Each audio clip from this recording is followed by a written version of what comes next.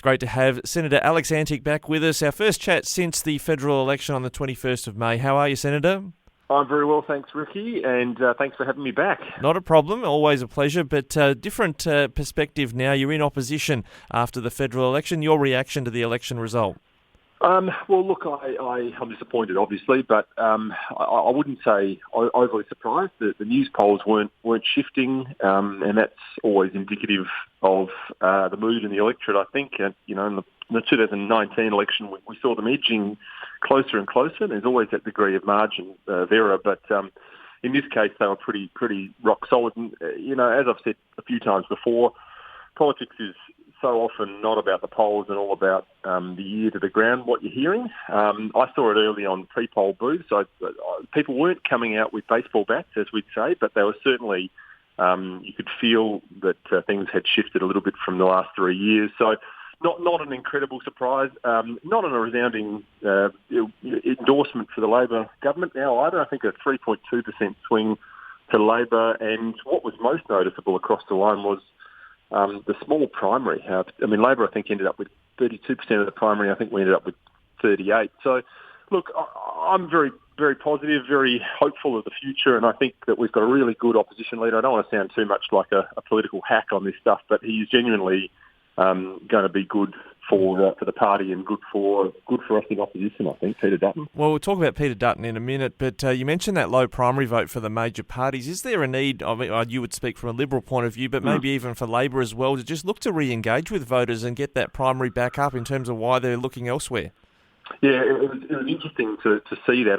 Look, there always is. We should always be engaging across the board. I think there were some particular issues across the country. Those teal seats, as they're called, in New South Wales and Victoria, played out very interestingly. And of course, we saw that we lost a whole heap of seats in inner city areas. I think that probably is the real message from our point of view. It's something I've been talking about for a long period of time, but we need to be re-engaged with the people that won us the election in 2019, the so-called quiet Australians, Menzies, forgotten people, all of that guff that we hear about.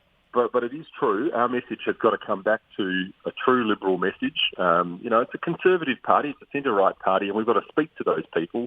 I think they will come back, and I think they'll come back under Peter Dutton too. Yep, speaking of Peter Dutton, you've got, you mentioned Sydney and Melbourne. The New South Wales-Victoria duopoly has somewhat controlled things in the major parties in terms of leadership, but now the coalition has two Queenslanders leading both of their parties. Is it a sign that maybe states like Queensland, South Australia, WA getting a bit more of a look in on the policy decisions? Well, I hope so. It has been very, eastern states, Victoria and New South Wales focused over the years. I think it's probably more just the right person for the time, as much as anything. It's a bit of a coincidence, I think, that the deputy leader is also from Queensland. But, I don't know. I think he's going to be very, very popular with people, I think, in the long run. Peter is one of those people that I can put my hand on my heart and say he's the most misunderstood politician in the country. He really is a genuine sort of bloke and somebody with the right set of values. And I think he was just the right person for the time rather than there being some sort of massive tidal power shift. So we'll see. I'm very hopeful. It's a hard ask when you look back in Liberal Party history. You've got Brendan Nelson and Andrew Peacock before. When you've lost government, it's hard for that opposition leader to be the one that leads you back to Prime Ministership. It always is. There's no doubt about that, and particularly after such a long time in government, I think there's always a natural shift. And of course, I haven't seen this before, but I can tell you that the mood, I was in Canberra this time last week, and the mood certainly was reasonably buoyant and positive. I think, it's never a good thing to be sitting in the opposition party room, but I can tell you that Liberal Party oppositions that gain power are always conservative ones. You can think all the way back to even Malcolm Fraser's government was making the right sounds. It perhaps didn't always go that way, but we need a strong conservative leader in the seat, and I think if we get that message right, I think that this could be a very short term in opposition. Well, when you look at opposition, one of the handbrakes you can apply to government is in the Senate. How is the Senate makeup looking to you on the latest counting? It's a bit hard to keep hold of. One of the things that's really happened in the last sort of period has been that the Senate counting is complicated. It's almost crystal ball stuff. But look, it's going along. Here in South Australia, we've got really only that last position, the sixth position that's still contested, and it looks to be a battle between One Nation and our candidate, who's Karen Little, who's a terrific candidate and be someone who'd be great to get across the line. In terms of an update, I think that's sort of hope. We're very hopeful that we can see Karen elected.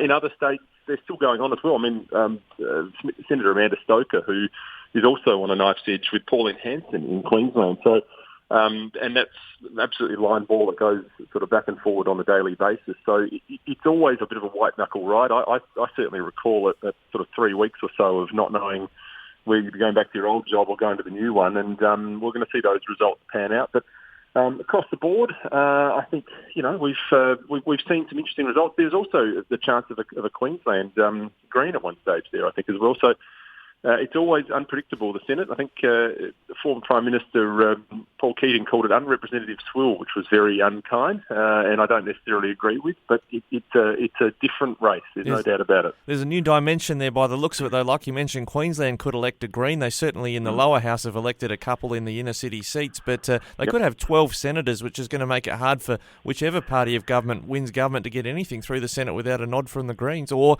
working with the other major party to get it through.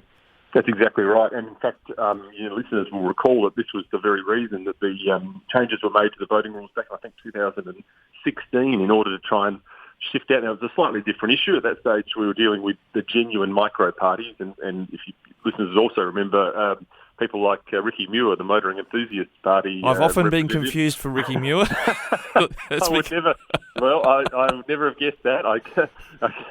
It's just a name, presumably, but and maybe enthusiasm about vehicles. I don't know, but he of course was one that got through on a very small margin. Now that's much harder now because of course the votes do exhaust and there's this new system.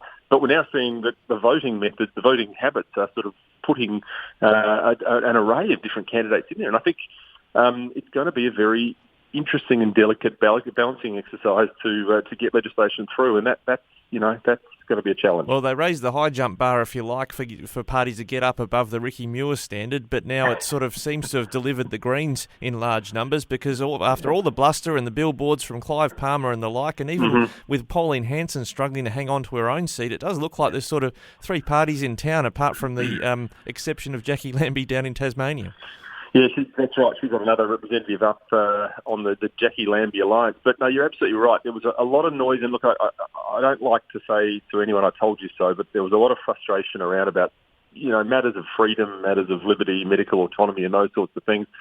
And a lot of faith put in the minor parties that they could fix it. And for the longest time, I've said to people that their natural home is with the Liberal Party, a conservative Liberal Party, a centre-right Liberal Party. And I think we're seeing that now. It's important that the Liberal Party re-embrace those people and that, we make it great again, as they say, and I think we will. Where do we go just on the final sort of front about the Greens and the composition of the Senate there? Climate change, the Labor saying the climate wars are over. I think Mr O'Brien, who's one of the shadows now for energy, has been a supporter of small modular nuclear reactors. Are we going to see the Liberal Party have a look at maybe the elephant in the room on the energy debate of nuclear?